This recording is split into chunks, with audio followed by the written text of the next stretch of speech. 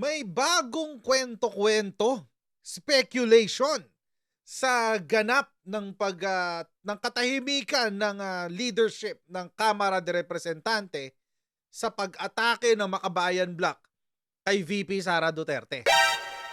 Ang kwento, mga kotsero, mukhang meron daw tawag dito, politika ng gaganap. Pinulitika daw si VP Sara ng Kamara de Representante at kasabwat daw dito si Martin Romualdez. Ayun, mga kutsero, pag-usapan natin yan maya-mayang konti lang.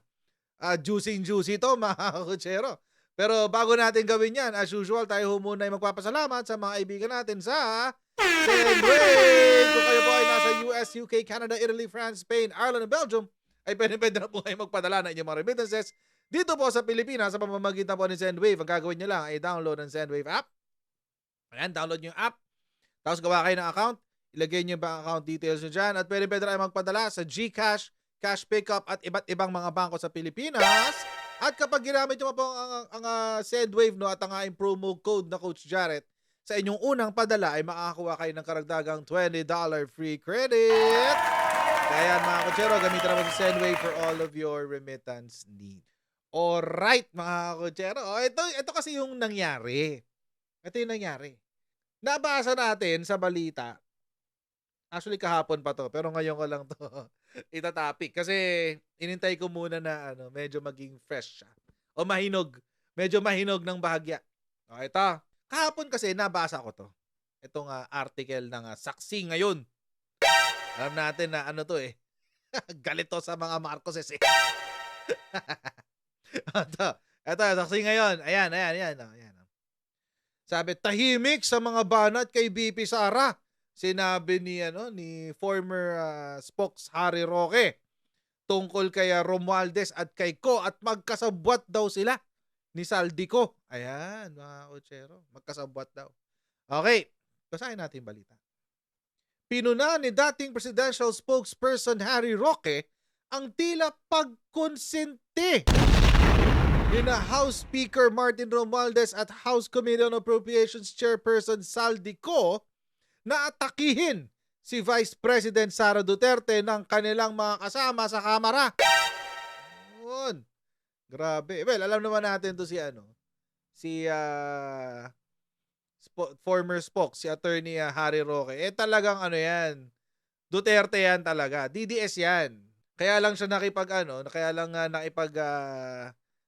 unity team yan. Syempre, because of VP Sara. And it's okay. Diba? You do you.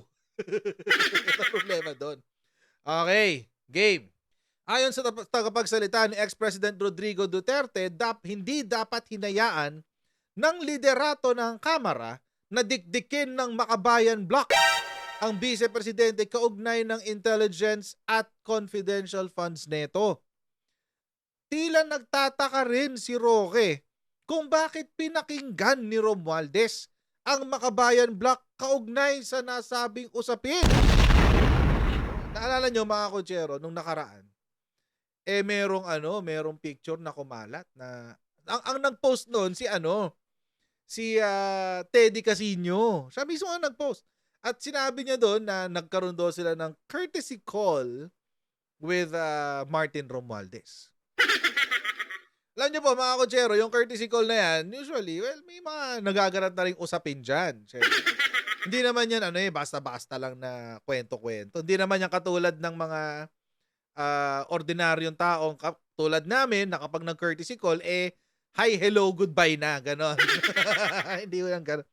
Pagdating mo sa mga ganyan, meron hong mga usapan at kwentuhang nagaganap dyan. Okay lang naman yun, di ba? Ang hindi lang okay doon, mga kutsero, really, Kong Martin, sa lahat naman ng kakausapin mo, Makabayan Bloc pa talaga. Ba't naman ganun? Sa issue naman ng inilipat na intelligence funds mula sa OP papuntang OVP noong December 2022, sinabi ni Roque na walang napatunayang korupsyon dito. Totoo naman, wala naman talaga. Kahit pa sinasabing ginasta ito ng tanggapan ni Duterte sa loob ng 11 araw. Totoo naman. Lahat ng sinasabi po ng Makabayan Bloc at ni Risa Ontiveros, kahit sinabi ho nilang illegal, lahat po ng kanilang mga sinasabi ay mere speculative. speculations lang po, mga kutsero. So ito yung ano niya, ito yung sinasabi niya. And hindi ko po alam kung bakit for some reason, siguro may nagtanong, eh di ba galing ng Palawan si ano kanina, si Romualdez at nagpa-press con. Eh siguro may nagtanong tungkol doon sa confidential funds. Kasi nga naman, mga kutsero, eh kakampi mo yun eh. Di ba magkasama kayo sa kampanya, tapos although nagkaroon ng konting tampuhan, eh nagkabati naman kayo. Di ba? Puntahan natin yung balita na yun. July 25. Di ba nagkaroon nga nung issue nung Tambalos-Los issue?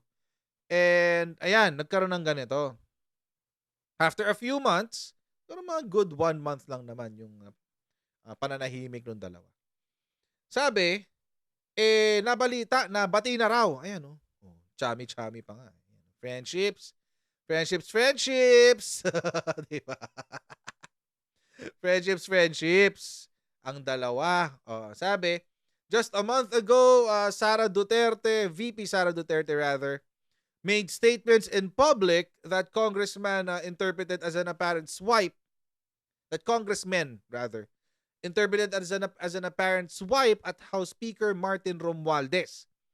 The latter's allies even came out with separate press releases, either directly criticizing the nation's number 2 or coming to the defense of the president's cousin. Yun, balita ni Krappler. Pero syempre, i-highlight niya yung mga walang kwenta. But that seemed to be another lifetime ago. If the two high-ranking officials public display of affection on July 25 were any indication that they truly patched things up. Yan. Ito po yung ganap. Panoorin natin. Yan. Ito po yung nangyari nun. Magkausap na sila dyan. May hawak-hawak pa yan sa braso. Ayan. Ba yan? Internet. Ayusin nyo yan. Ayan. Hinila pa ni VP.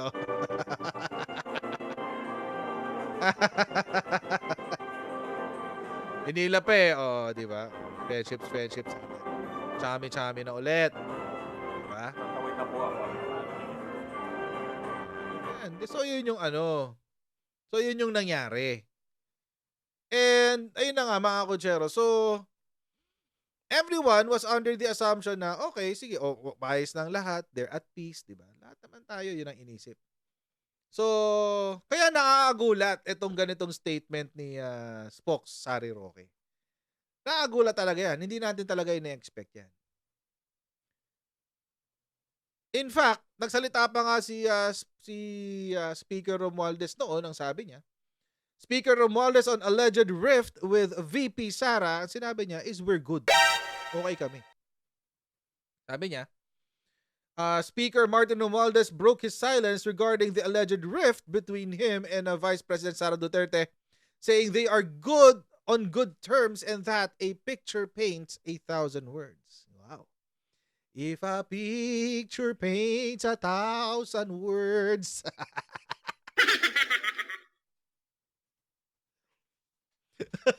Tuloy natin. Then why can't I paint you? Hindi ba pintura, guys? Pati tayo, gulo na. Sabi niya, a picture is worth 1,000 words. Siguro nakita mo na yung picture. We're good. Yun ang sinabi ni what do you call this? Ni Martin Romualdez. So, it brings to the front a lot of questions. Posible kaya talaga to? Later I will say I'll say my opinion. Opinion lang naman and it's speculative. Sa mga diyan, sa mga nana diyan. Huwag niyo pong kalimutan, ang opinion po ay opinion lamang. Pwede kayong feel free to disagree. Wala ho akong pake. Pwede ho kayong mag-disagree. Okay. So itong ganap. Nagsalita po si Congressman Romualdez kanina nung nagpunta sila ng Palawan. At sinabi po niya na walang personalan dyan. Doon sa pagtanggal ng confidential funds kay VP Sara, or pagbawas actually. Hindi ko tinanggal binawasan. Wala rong personalan dyan. Ang sabi, Ibinasura ni Speaker Ferdinand Martin Romualdez ang mga espekulasyon na mayroong kaugnayan ng pag-alis ng confidential funds ni VP Sara Duterte sa 2028 presidential election. Sinabi. Sa isang press briefing matapos bumisita sa Pag-asa Island, natanong ni Romualdez kaugnay ng mga sinasabi ng mga political analyst na may kaugnayan ang pagtanggal ng confidential funds ng OVP at DepEd sa susunod na presidential elections. Sino-sino yung nagsabi niyan? Malamang ang nagsabi niyan sila Ronald Llamas. Di ba mga mahilig mag-comment yan ng kasiraan sa admin. Antonio Contreras. Yan. So, ganun siguro. Doon siguro nanggaling yan. Sabi ng Martin Romualdez, I think people are reading too much into it. I think it's very straightforward and simple. The CIF topic all came up and there were a lot of discussions and debates in the House and in fact even in the Senate. So borrowing the words of Vice President that even she says that she could live without it and she would leave it to the sound discretion of the Congress for its proper disposition, under the circumstances, we felt it would be best realigned to the agencies and to the departments and to the areas where you just mentioned. That would be a priority. Yan. So, sabi niya, dahil kasi nagkaroon ng diskusyonan, tapos, nagkaroon ng batikos, pati umabot daw sa Senado. Tapos, nagkaroon din naman ng usap-usapan. Napag-usapan ng Kongreso na ilipat na lang daw. Tapos, so, sabi, dagpang sagot. So, I think that on your earlier question, that's a bit too much speculation. Masyado naman daw advance mag-isip. Masyadong advance mag-isip. And I think people are reading too much into that. Okay. It's nothing other than the facts as what you are seeing, as what you have seen, as a natural progression of the budget hearings. O natural lang daw talaga nangyayari yan. The budget briefings and the plenary discussions, it's just a natural progression. And we felt that, it was the right thing to do. And even the Vice President said that if need be, she could live without it and it could be left to the sound discretion of Congress, and it apparently is the right decision because even now, the Senate is following suit. Yun. So, paulit-ulit ho niyang kinote yung sinabi ni VP Sara. Siyempre, alam nyo, mga kutsero, although totoo naman, sinabi yun ni VP Sara. Totoo naman yan, walang problema dyan. But it doesn't change the fact na merong mga proyekto na nakalatag that would need confidential funds. It doesn't change that fact. And mga kutsero, para sabihin na kapag may confidential funds ka, corrupt ka, that's a false equivalence. Ibig sabihin, hindi tamang sabihin. Hindi tamang comparison. Confidential funds ka, siguro corrupt ka. Pero, hindi pwede. Kasi wala namang illegal sa confidential funds Na-audit ang confidential funds, hindi siya illegal, and it has been there since time immemorial. In fact, mas matindi pa nga ang gamit dati as in walang audit. At least ngayon, meron ng konting audit. Ano na naman kasimple yun? There's nothing illegal about it. Kaya nga nakakagulat, mga kotsero, kasi kaya rin po natin sinasabi na walang illegal dyan kasi before, inaprubahan nila yan. Without any issue. Wala hong ka-issue-issue. Sa Senate panel to Inaprobahan po yan. Walang ka-issue-issue. Sa Senado. Masulat. September 4, 2023. So pumasa ho yan sa Senado. Etong sa hearing na to. Pero, at the same time, in the same respect, noong 2022, confidential and intelligence funds in 2023, yung pang sa taon na to, 2023, remain intact despite realignment. Some 9.2 billion in confidential and intelligence funds remain intact in next year's budget after the House of Representatives realigned 77.5 billion to social services, a senior member of the Appropriations Committee said. Si Stella Kimbo pa rin yan. Pinagtanggol pa yan ni Martin Romualdez before. Nagkaroon naman ng refinements across the board. Sabi niya, pressed for whose surveillance budget was realigned, Romualdez did not go into specifics. Without getting into great detail because it is not yet final, as you know, we have to go through the BICAM. We administered all of these refinements across the board. And we're just very happy that we got the full support of the House in this matter, and it's really to address the more urgent needs, etc., etc., what have you. So before, wala namang masyadong issue dyan sa confidential funds na yan. Kahit binabatiikos to ng Dilawamping CPP, Keber, walang pake ang Congress, walang pake ang Senado, walang pake ang House of Representatives. Kailan lang nagkaroon ng pake ang House of Representatives? Nung nangyari yung away. Mula nun. So mga kutsero, tayong mga observers lang, tayong mga nakikiusyoso lang sa mga bali-balita, mukhang convincing itong sinabi ni Spokes Harry Roque. Convincing siya. Kasi meron kang pwedeng pagbatayan na history. Which begs the question, nagkabati ba talaga sila? Nagkaayos ba talaga? Or meron ba talagang politika na nagaganap? Hindi natin masasagot yan. Hindi natin kayang sagutin yan. We don't have the information yet to make a more concrete conclusion. Pero ito, opinion ko. Opinion ko lang naman to. Politicians will always play politics. Ang mga politiko ay laging mamumulitika. Politiko sila eh.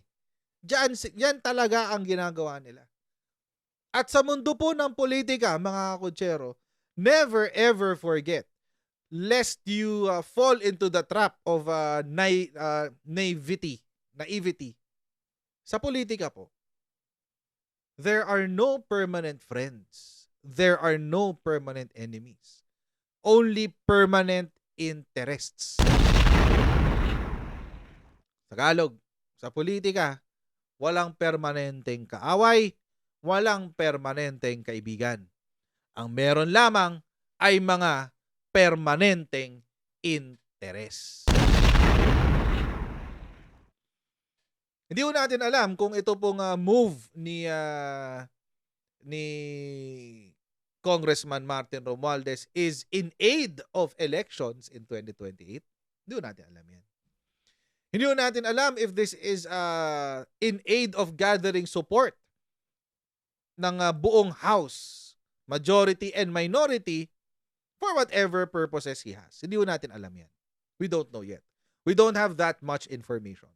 But, mukhang plausible, or sa Tagalog, mukhang posible ang spekulasyon ni Attorney Harry Roque. Mukhang posible. I'm not saying it is, hindi ko sasabing totoo yun, na yun talaga ang ganap. But, parang posible. And malalaman lang natin ang katotohanan pagdating ng panahon. Hindi ko natin malalaman yan ngayon. And I think this is a wake-up call for VP Sara. I think this is a good learning opportunity for VP Sara. Kasi for the longest time, lagi siyang nasa Davao. Mayor siya ng Davao. She is the highest chief executive ng Davao. And for the most part, pag ganun, medyo kontrolado mo yung mga tao sa ilalim mo. Kasi kumbaga ikaw na yung big boss doon eh, ikaw yung mayor. So, ikaw na yung big boss doon. And Davao is a city. So, independent yan. So, batak na siya sa local politics. But this is a different ball game. This is a different sandbox, VP. And with all due respect, and alam nyo mga kotsero, ako, to be honest, I am really supportive of VP Sara, and I really hope she becomes the next president. Pero sana at the same time, bitawan na niya yung loyalty niya sa China. If there is such loyalty, di ba? I don't know if there's loyalty to China. Pero sana po, sana fake news yun. Sana fake news. I'm really hoping it is fake news. Kasi para sa akin, that will be a huge consideration. But I really hope it is fake news. Or at least, di ba? Anyway. This is a good learning opportunity for VP. Na makita niya kung paano maglaro ang national. And naalala nyo po before nung panahon ng kampanya, wala pang panahon ng kampanya actually. This is sometime around February or January of 2021. Wala pang kampanya, wala pang eleksyon, etc. Panahon pa to ng Digong. And nagkakaroon ng chismis na kung tatakbo si Presidente Bongbong Marcos bilang presidente. And then lumalabas din yung pangalan ni VP Sara kasi taas sa survey Sa survey laging lumalabas. Who would you vote for president? Sara Duterte, etc. During that time, I was saying, sana tumakbo siya for national. Pero sana wag munang presidente. Bakit? Kasi I think she needs to learn kung paano, kailangan ma-experience niya kung paano ang mundo ng national governance. Na hindi ka lang nasa mundo ng Davao City. Iba kasing mundo ang national Ibang mundo ang national governance. And during that time, I remember sinasabi ko, sana maging magkatambal si Bongbong and Sara. And nagkatotoo. Buti na lang, my prayers were answered. Nagkatotoo ang Bongbong Sara. And both of them received the highest mandate ever. 32 million and 31 million and 32 million respectively. So this is a great opportunity for VP Sara to learn number one, diplomacy under President Bongbong Marcos. Kasi alam niyo mga kotsero, whether you like it or not, si PBBM is really a diplomat. He is really the statesman. He is the epitome of a statesman. Siya po yung rurok ng pagiging statesman. Siya talaga, as in, ang galing. Magaling siya doon. Magaling siya sa pag-handle ng isang estado. At sa pagbubuo ng relasyon sa ibang mga politicians. Magaling siya to gather support. And that's really his strength. Mahusay talaga siya doon. This is a perfect opportunity for VP Sara to learn the strategies of doing that. Yung makakuha ka ng suporta from critical mass. This is the perfect opportunity. And at the same time, this is also the perfect opportunity for VP Sara to observe na makita kung paano tumatakbo ang mga politicians. Paano ang kalakaran nila, anong karakas nila sa national government. Kasi iba yun sa Davao City. So, I hope VP Sara will take this with stride. And sana maging learning opportunity sa kanya to. Para in the future, pag nakaumang na siya pag may campaign na or whatever, meron na siya nung experience na yun, na natutunan na niya at kaya na niyang lampasan pa yan. I'm really hoping na she will bounce back from this. We can charge this as a win sa opposition. This is a win for the opposition. And it's okay. Okay lang yun. It happens. Ganun talaga. Welcome to politics in the Philippines. Siyempre, anyway, sana magsasalita. So, I really hope VP Sara takes this with stride. And I'm really looking forward na mag-mature siya sa politika. And I'm also hoping against hope. I'm hoping na magbago ang kanyang posisyon sa China. Hope ko talaga yan.